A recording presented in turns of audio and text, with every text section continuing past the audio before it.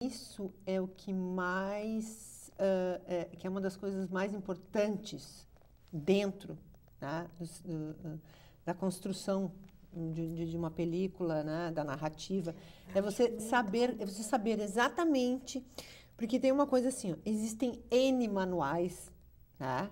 Como escrever um roteiro, como resolver 10 problemas de um roteiro, não sei o que.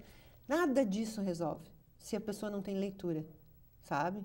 Então, assim, ó, o mais difícil é saber contar. Por exemplo, no caso do Amartya, que é o filme, né? Quem escreveu o roteiro foi o Rondon, né, de Castro, né, que é professor da UFSM. É um jornalista. É um jornalista. E eu acho importante dizer que eu defino o jornalista como contador de história. Sim, eu concordo em gênero, número e grau contigo. Sabe? Então, o Rondon de Castro é um doutor, né? Professor há anos, né? E tem uma trajetória enorme nesse processo de contar história. De contar histórias. Então, assim, ó, você tem que saber contar uma história, sabe? E isso não é um processo fácil. Porque eu escrevo roteiro e eu digo para os meus alunos sempre em sala de aula, às vezes você vai passar uma vida inteira e vai ter um roteiro que você vai escrever, aquele que você vai escrever da noite para o dia. Eu já escrevi um roteiro que me deu um insight, que foi o roteiro que eu ganhei um prêmio de Histórias Curtas da RBS TV, tive o roteiro selecionado. Mas foi um roteiro que eu escrevi, que eu sentei no computador e aquele roteiro saiu assim. Nunca mais. É uma coisa trabalhosa, é uma coisa que é a história que é construída. E quem sabe contar a história, sabe quando a história está furada. Sabe. Tá? Falta você lê aquela história e você sabe que aquela história não está boa. E você fica. Até, né? E para cinema você sabe que a história tem um momento, né, da virada, que a partir dali, né, tem que ser muito bem construído para você não perder o espectador, gancho, né? Não perder o interesse na sua história, porque morreu a sua história. É o momento que eu digo sempre, que é o momento que a gente pega o controle, começa a dar uma aceleradinha. Agora vai melhorar, né? Vamos ver se vai melhorar. E é aquela história que perdeu o fio da meada, né? Que ela não convence mais. Tu estava comentando, né, que tu viu aonde? No Saia Justa? Onde é que tu viste? Não, até é um pouquinho mais light que o Saia Justa. Eu vi no Video Show, aquele programinha das entrevistas às celebridades, e que o André Marques perguntava para os artistas, né, qual é o filme da sua vida? Então, tu tem algum filme da tua vida? Não, eu tenho assim, eu me lembro da minha infância, né? Aqueles, você vai falar assim, tem vários filmes, assim, aquela coisa, mas eu me lembro do Mary Poppins na minha infância, que foi uma coisa que me marcou. Noviça Rebelde, eu adorei, eu acho que foi umas 5 vezes ver Noviça Rebelde. No Glória aqui, que na época ainda era cinema, não era igreja ainda ali, né? E então... eu acho que são épocas que marcam. Depois, nos Tempos da Brilhantina, com o John Travolta, foi outra coisa. Quem é que não dançou nos Tempos da Brilhantina? Entendeu? Aquele filme. Então, não é um filme só, né? Não é um... São vários. Aí depois eu estava numa fase mais, assim, já começando... Aí eu vou te dizer que era o Poderoso Chefão, naquela fase. Então, eu acho que são épocas, conforme a identificação do momento que a gente está, é o filme que marca. Eu tenho um filme muito antigo também, não sei nem se vocês vão lembrar, mas ele me deu uma emoção muito grande. Porque, aliás, né, agora já me veio outro, né? Mas esse filme eu me lembro que eu vi 2 vezes também. E eu já era formada em jornalismo. Na década de 80 teve um filme, e não é esse que eu vou falar, é o contrário. Na década de 80 teve um filme que foi considerado bilheteria, assim, estrondosa, que foi Amar e Nunca Ter que Pedir Perdão, né? Aquela menina que morre com... como é que é Amar e Nunca Ter que Pedir Perdão? Não, essa é uma frase do filme. Mas o filme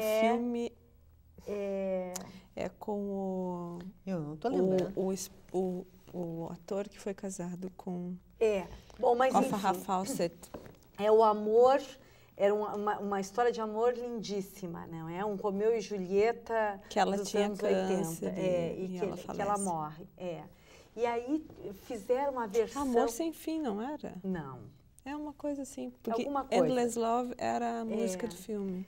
E Heads, vocês já viram? Sim, maravilhoso. Esse filme, Maravilhoso. Heads, né?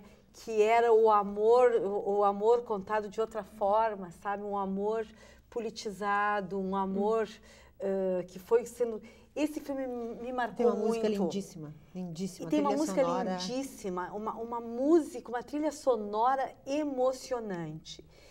E esse mais, com maior consciência intelectual, né? Porque foi na década de 80 que me marcou. Mas como jovem, como guria, assim, me marcou também demais. Assim Caminha a Humanidade, com Rock Hudson, Elizabeth Taylor e James Dean. É um filme, né, de uma história maravilhosa. Ai, James Dean, ai, que judiaria, né? Você lá vi. Lá mesmo. E eu também, e assim, ó, eu também não acho um filme ultrapassado, O Vento Levou.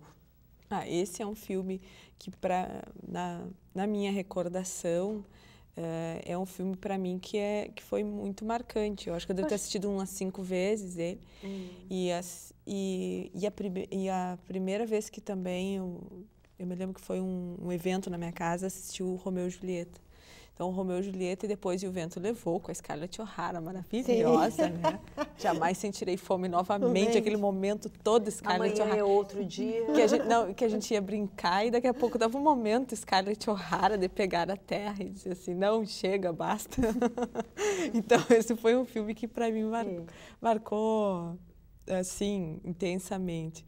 Mas os filmes que me comovem, tem muitos filmes que me comovem. Os filmes do Chaplin me comovem. O Chaplin eu não entro nem no mérito assim de quem ele foi na vida pessoal dele, de tudo que ele fez, mas os filmes que ele produz, pega e assiste Tempos Modernos. Para mim, cada vez que eu vejo Tempos Modernos me encanta. Porque tudo é metáfora no filme. Então, ele se conta e ele é contado para ti com tantas camadas de histórias, com tantas possibilidades de leitura. E para mim foi muito marcante, foi esse ano, foi no início foi no final do ano passado. Eu utilizo ele, é um filme que eu utilizo em sala de aula para discutir teoria 1. E eu apresentei e eu me sentei próximo do telão, os alunos todos de frente. E eu fiquei olhando para eles, olhando o filme. E o olhar de encantamento, porque muita gente ali não conhecia, por incrível que pareça, Paulinho, muita gente não conhecia o Chaplin. E viram pela primeira vez. Então, aqueles olhos assim, sabe quando vai arregalando e tu vê só o brilho do olho? Foi tão emocionante aquilo que eu não queria que terminasse o filme. Aí rolou todo o filme. Foi muito bonito, que tu entrar em contato, né? Tá fazendo uma obra de arte. E uma obra-prima como a dele, assim, foi uma coisa que... E aí os alunos saíram assim, ninguém falou, né? Porque tu sai extasiado e tu... O que tu vai dizer, né? O que tu vai dizer? Tu gosta de Carmen? Gosto. É do Carlos Saura, não é? Eu lembro de ter assistido esse. É um filme também com 15 anos, né? Muito bom. Eu gosto. São filmes marcantes, né? E recentemente eu gosto de Leões e Cordeiros. Eu gostei também. Gosto muito também.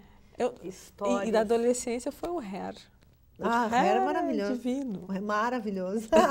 O Hair é muito bom. Você é de cinema com vontade de dançar. Não. Agora, assim, que você cantando com vontade de pular a rua fora. Até hoje tu canta. Além de toda essa magia, eu acho que o cinema tem uma coisa que algumas pessoas souberam usar muito bem no início do século passado e que as pessoas, hoje em dia, quem sabe utilizar, né?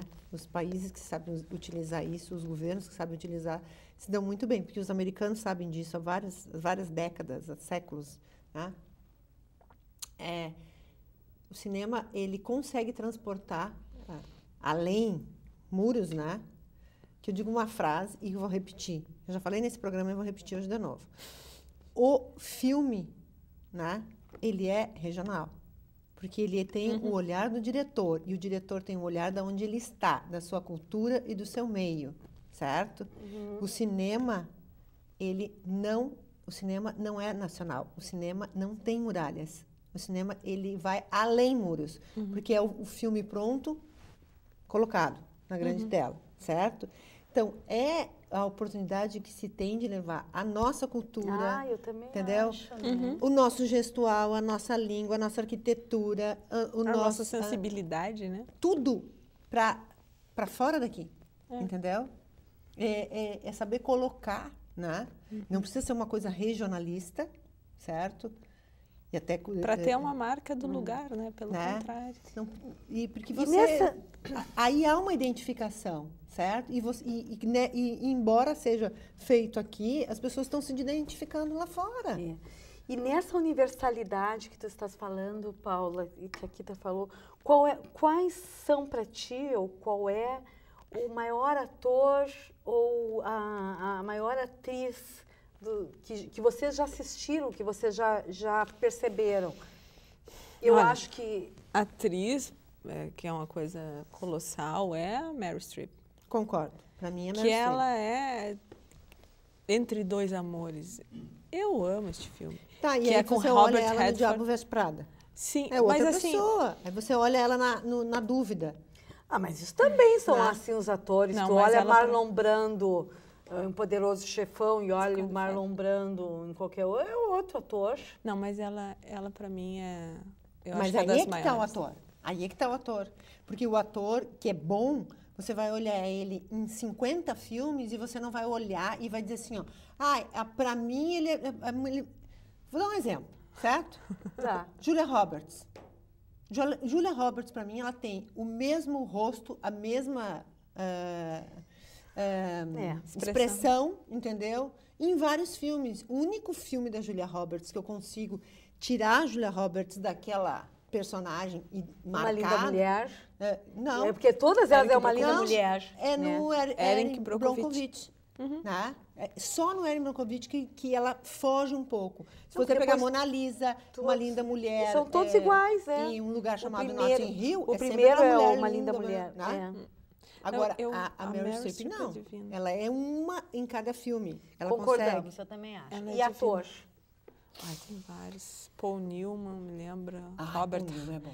Paul Newman é uma coisa É bom. deslumbrante, aquele ator. É Ele muito deslumbrante. Robert De Niro. O De Niro. O De também Niro é outro. Não, o De Niro no forte, Cabo né? do Medo. Gente, Gente, ele é eu não muito vou, bom. eu não vou acampar dois grandes num amores. lugar parecido com São aquele. dois grandes atores. Eu acho Até que- hoje, de medo. Acho que esses dois aí... E o Patino, perfume de mulher.